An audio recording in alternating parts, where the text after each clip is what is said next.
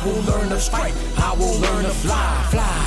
I will learn to kill, I don't learn to die. Alright, it is cold as fuck in my room for some reason. It's like fucking like 30 degrees, so let's get this out of the way. Alright. I mean, it's a good game. Anyways, Scapegoat originally came out in 2011. I finally got around to playing it. It's always looked really interesting whenever I see the art for it or its sequel, which I'll mention later. It was developed and self-published by Magical Time Bean. I think they have like one other franchise, but I don't believe they have too many games. But Scapegoat is one of the best puzzle games I've ever played, so it's quite the thing to have under their belt. It was originally released on PC. You can get it on Steam, Linux. Not sure about Mac, but you can also play a port of it on Xbox 360. The essential premise is that you play as a witch goat that was practicing witchcraft for some reason. It's nice because it's kind of silly with a serious air around it, in the sense that they're not trying to be overly comical about it, but because of the premise itself being so ridiculous, it is silly just off the bat. But yeah, you're a goat that practices witchcraft, and you have been imprisoned for doing so, and now you are trying to escape, and you have to solve all the various puzzles to get out of each room, and there are different dungeons essentially that you go through. That's called the Prison of Agnes is the entire area, and there's different sub-rooms and all that stuff. It's a nice mix of puzzle and platformer style.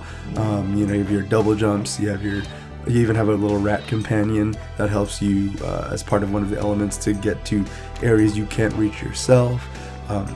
There's stuff like a magic hat that you can get for the rat that'll allow you to switch places with it to solve various puzzles. Again, lots of cool, clever ways that they get you to go around each puzzle and solve it using the various tools that's introduced as the game goes on. Now, it does have pretty decent increasing difficulty as a mix of also me not being very good, as you'll see in some of the footage that's being shown here. May not be great at them, but I do enjoy these types of puzzle games. It's kind of why one of the very few mobile games I ever enjoyed was Angry Birds, because for a few minutes it's an enjoyable game to try to get past perhaps several puzzles that maybe, again, use a little bit of critical thinking. It's got really, really good music. That's one of the things that stood out to me at first, and as it does for many games, for some reason, I mean, maybe it's because it's in a dungeon or whatever, and they're trying to make it kind of medieval and dungeony, whatever the fuck that's supposed to mean, music.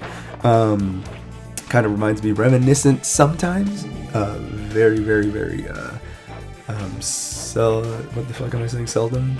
No, kind of, whatever. Anyways, it remotely, there you go, reminds me of music from Shadowgate, old NES game.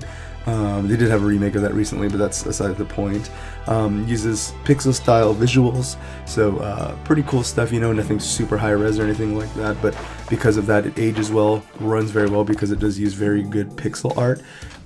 Again, the difficulty progresses charmingly and cleverly well, so again, it starts off rather easy, but it starts to pick up quite a bit as you get to second, third, and so on and so forth rooms. But yeah, it's nice to see a puzzle game that isn't just difficult to be difficult for no reason, to be, not just to be the, even though this was beforehand, I believe, not to be just the Dark Souls of puzzle games or what have you. It's just annoying when some things do that. Like in my opinion, Cuphead, amazing looking, great music, but I just feel that sometimes some of those things were designed to be difficult for difficulty's sake, and because of that, it was inadvertently not very fun. But that's Cuphead. I think I said, did I say Puzzlehead? No, I said Cuphead. I must have said Cuphead.